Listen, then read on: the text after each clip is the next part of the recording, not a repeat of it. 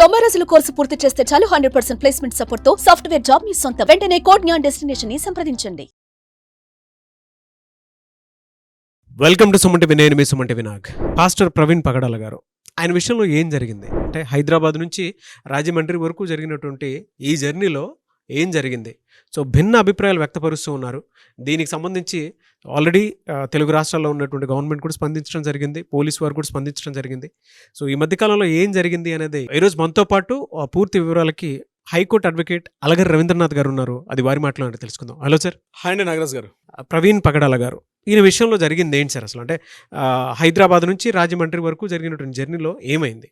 ప్రవీణ్ పగడాల గారి యొక్క హత్య జరిగిన తర్వాత దర్యాప్తు బృందాలు సేకరిస్తున్నాయి. క్లూస్ టీమ్స్ కావచ్చు, లేకపోతే ఫోరెన్సిక్, ఫింగర్ ప్రింట్స్ వాళ్ళు, అదేవిధంగా మనకి డాగ్ స్క్వాడ్స్ వారు, అన్ని రకాల వాళ్ళు కూడా రంగంలో దిగడం కూడా జరిగింది. అయితే హైదరాబాద్ నుండి ఆయన ఎందుకు చాగల్లో వెళ్ళారు, కొన్ని క్వశ్చన్స్ రైజ్ అవుతున్నాయి ఇక్కడ. ఆ క్వశ్చన్స్ ఏంటంటే కొన్ని క్వశ్చన్స్ నేను మీతో షేర్ చేసుకుంటాను నాగరాజ్ గారు. ఈయన ఏంటి అసలు ఎందుకు వెళ్లాల్సి వచ్చింది? నెంబర్ 1 క్వశ్చన్ సార్ ఇక్కడ. నెంబర్ 2, ఎవరు ఈయన ఇన్వైట్ చేశారు? చాగల్లో ఎందుకు ఈయనకి ఇన్వైట్ చేయాల్సి వచ్చింది? ఎవరు ఇన్వైట్ చేశారు? ఇక్కడ సంఘటన జరిగిన తర్వాత రాత్రి 11:30 కొవ్వూరు బ్రిడ్జ్ దాటినది తెలుస్తుంది. హత్య జరిగిన టైంలో మనకి నేను ఎస్పీ గారు చెప్పేటువంటి విషయాల్లో ఆయనకు ఒక కీలకమైన విషయాలు చెప్పారు. ఆయన చెప్పిన విషయం ఏంటంటే, మార్నింగ్ జరిగిన తర్వాత ఉదయం 8:30-9 గంటల వరకు మా ఏఎస్ఐ గారు ఆ ప్రాంతంలో వెళ్తుండగా ఈ యొక్క దృశ్యాన్ని చూశారు.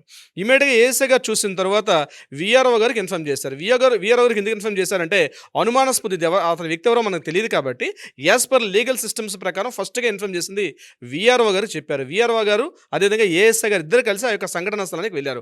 వెళ్ళిన తర్వాత అసలు అతను చనిపోయి ఉన్నారా లేదా బతికున్నారా తెలియాలంటే డాక్టర్ గారు ఇన్ఫార్మ్ చేయాలి కాబట్టి ఇమీడియట్గా గవర్నమెంట్ డాక్టర్ గారు చెప్పారు. డాక్టర్ గారు, VRO at the same time అందరూ కలిసి అక్కడికి వెళ్ళడం కూడా జరిగింది. దాని తర్వాత అక్కడ పక్కనే ఒక మొబైల్ ఫోన్ పడుంది.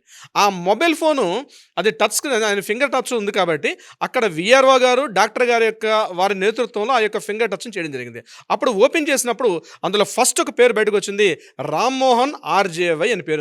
అంటే ఆయన చిట్ట చివరిగా మాట్లాడిన కాల్ ఎవరిదంటే రామ్మోహన్ ఆర్జేవై గారికి. ఆ రామ్మోహన్ ఆర్జేవై గారికి కొంచెం కాల్ చేయడం జరిగింది. లాస్ట్ కాల్, అదే లాస్ట్ అంటే కాల్ లిస్ట్లో అదే లాస్ట్ కాల్ అనమాట.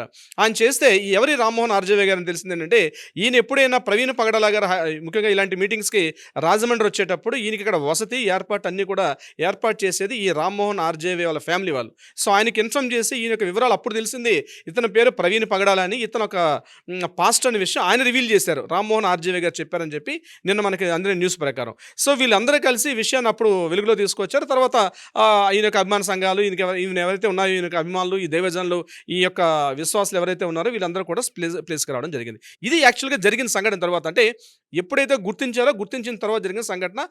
ఇమీడియట్గా అక్కడ ఉన్నటువంటి రాజానగరం సిఏ గారు, ఆయన పేరు వీరయ్య గౌడ్ గారు. వీరయ్య గౌడ్ అనేటువంటి సిఏ గారు ఇమీడియట్గా రావడం, దీన్ని పూర్తిగా అక్కడ పంచనామాలు చేసి అంటే బాడీని తీసుకొని గవర్నమెంట్ హాస్పిటల్కి హ్యాండ్ ఓవర్ చేయడం జరిగింది. అయితే ఇక్కడ పాయింట్ ఏంటంటే, రాత్రి అక్కడ సీసీటీవీ ఫుటేజ్కి వెళ్ళారు. ఎవరెవరు చేశారంటే, రాత్రి 11:30 లాస్ట్ సీసీటీవీ ఫుటేజ్ మనకు కనిపించింది. ఆ సీసీటీవీ ఫుటేజ్లో ఆయన ఆ టోల్ గేట్ దాటిన తర్వాత టోల్ గేట్ దగ్గర సీసీటీవీ ఫుటేజ్ ఆయన దాటుకుంటూ బ్రిడ్జ్ మీదకి ఎక్కుతున్నారు. అంటే 4వ బ్రిడ్జ్ అది, అంటే కొవ్వూరు నుంచి ఈ రాజనగరానికి వచ్చేటప్పుడు గోదావరి పైన ఉంటుంది లాస్ట్ వంతెన. అదే ఆ వంతెన దిగితే ఇంకా రాజనగరానికి వచ్చేస్తాం మనం. ఆ లాస్ట్ ప్లేస్లో ఆయన ఆయన దాటుతున్నట్టు మెల్లగా టర్న్ చేసుకుంటూ వస్తున్నారు. అది చాలా స్లో మోషన్లో ఉంది. ఇంకొకటి ఏంటంటే, ఆయన హెడ్లైట్ ఆఫ్ అయి ఉంది. అక్కడ హెడ్లైట్ ఇండికేటర్స్ మాత్రం వెలుగుతున్నాయి తప్ప మెయిన్ హెడ్లైట్ మాత్రం ఆఫ్లో ఉంది. అవి లేదు, అది కూడా ప్లే చేయండి. సో ఆ హెడ్లైట్ ఆఫ్ అంటే, హెడ్లైట్ ఎందుకు ఆగుంది అంటే, ఆయన మీద ఏమైనా ముందుగా దాడి చేశారా, ఇంకా మార్గ మధ్యలో ఎక్కడైనా దాడి జరిగిందా, అంటే ఇది మృత లేకపోతే యాక్సిడెంట్ అని తెలియడానికి కొన్ని డౌట్స్ రైజ్ చేశారు. అందులో భాగంగా ఆయన హెడ్లైట్ అప్పటికే ఆఫ్ అయి ఉంది. హెడ్లైట్ ఆఫ్ అవ్వడం, నెంబర్ 2 ఏంటంటే ఆ వెహికల్ కూడా స్లో మోషన్లో వెళ్తుంది, అంటే ఫాస్ట్గా రావట్లేదు, మెల్లగా సైడ్ నుంచి తప్పించుకుంటూ వస్తున్న వీడియో చూసాం మనం. అంటే ఆయన ఏమైనా అంతకుముందు అటాక్ జరిగిందా, అదొకటి ఇంపార్టెంట్.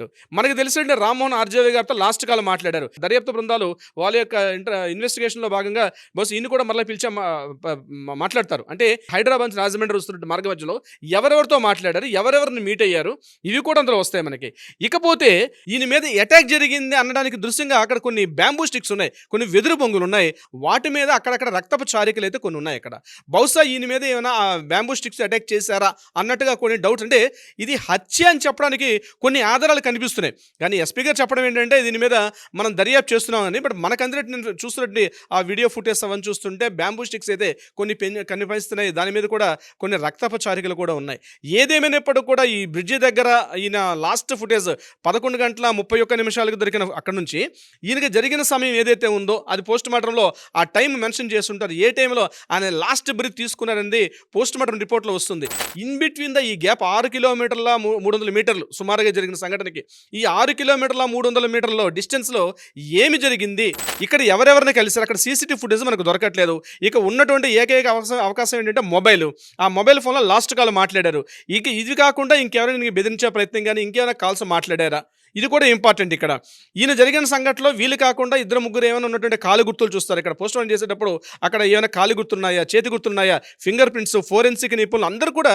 ఇంకొకటి ఏంటంటే ఆయన ఒక మాట అన్నారు, నేను ఎస్పీ గారు చెప్పిన మాట ఏంటంటే టెక్నాలజీ అద్భుతమైన టెక్నాలజీ ఉంది. మీరు ఊహించినటువంటి అద్భుతమైన టెక్నాలజీ మన రాష్ట్రంలో ఉంది, ఆంధ్రప్రదేశ్లో.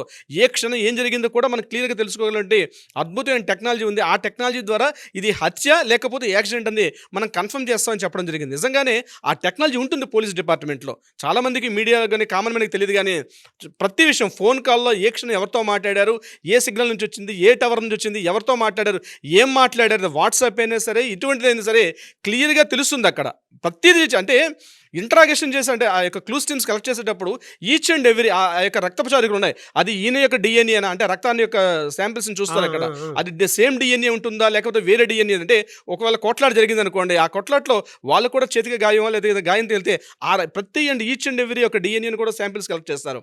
అంటే వేరే వాళ్ళ బ్లడ్ శాంపిల్స్ ఉన్నాయి అక్కడ ఉంటే అది ఎవరిదే ఉంటే అక్కడి నుంచి మొదలు పెడతారు క్లూస్. ఇది చాలా పెద్ద ప్రాసెస్ అండి. నేర పరిశోధన అన్నది అదొక పెద్ద సబ్జెక్ట్. క్రిమినాలజీలో ఉంటున్న సబ్జెక్ట్ ఏంటంటే నేర పరిశోధన అనేది చాలా పెద్ద వాషన్. అది ఆ యొక్క నిజంగా చేయాలనుకుంటే పోలీస్ డిపార్ట్మెంట్ వాళ్ళు చేయగలరు కూడా.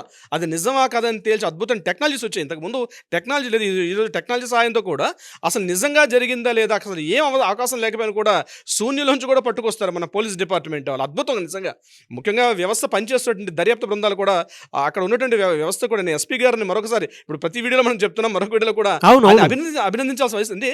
అటువంటి స్థాయి కలిగిన వ్యక్తులు అక్కడ ఉంటే దర్యాప్తు సక్రమంగా జరుగుతుంది. ఎందుకంటే ముఖ్యమంత్రి చంద్రబాబు నాయుడు గారు స్వయానా మాట్లాడడం జరిగింది. హోమ్ మినిస్టర్ అనిత గారు కూడా ఇది పూర్తిగా జరగాల్సిన దర్యాప్తు పూర్తిగా జరిపిస్తామని చెప్పి ప్రజలకు ఒక హామీ భరోసా కూడా ఇస్తున్నారు.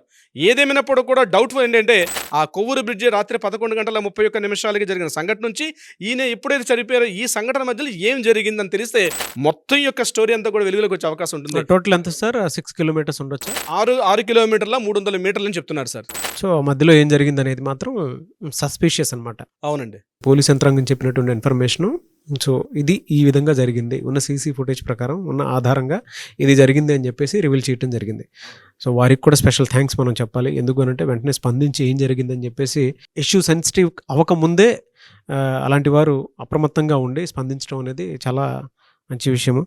అండ్ ఇలాంటి దారుణాలు జరగకూడదు, బాధాకరం కూడా, నో డౌట్. అండ్ మీరు ఇందాక చెప్పినట్లు టెక్నాలజీ కూడా అందుబాటులో ఉంది. త్వరితగతిన దీనికి కూడా ఒక రైట్ జస్టిస్ జరుగుతుందని మాత్రం భావిద్దాము. చాలామంది స్పందించడం కూడా జరిగింది. అండ్ మీరు మాట్లాడిన దాని ప్రకారం సార్ ఆ కాల్ డేటాను బట్టి కూడా కొంత విషయాలు సేకరించేటువంటి అవసరం ఉంది. ఏం జరిగింది, ఏంటి, అంతకుముందు ఎవరితో మాట్లాడారు, ఈ గ్యాప్లో ఏం జరిగి ఉంటుంది అనేటువంటిది. సో మీరు ఒక కీలక పర్సన్ పేరు కూడా చెప్పడం జరిగింది. ఆయన రాజమండ్రి ఎప్పుడు వెళ్ళినా కూడా ఆయనే వీటికి సంబంధించినటువంటి ప్రతి డేటాని చూసుకుంటూ ఉంటారు అని చెప్పి ఆ కన్వర్జేషన్. సో అక్కడ కన్వర్జేషన్ ఏం జరిగింది ఏంటి అనేది కూడా దాన్ని బట్టి కూడా కొంత తెలియాల్సినటువంటి అవసరం ఉంది. ఏదేమైనా ఏ విధంగా ఉంటుంది దీనిపై మాత్రం త్వరగా ఒక్కొక్క జడ్జిమెంట్ రావాలని మాత్రం కోరుకుందాం. అవునండి Nagaraj garu. Anyways thank you and thank you so much Ravindranath garu. Thank you so much Nagaraj garu. Suman టీవీలో మీ పర్సనల్ అండ్ బిజినెస్ ప్రమోషన్స్ కోసం కింది నెంబర్కి కాంటాక్ట్ చేయండి.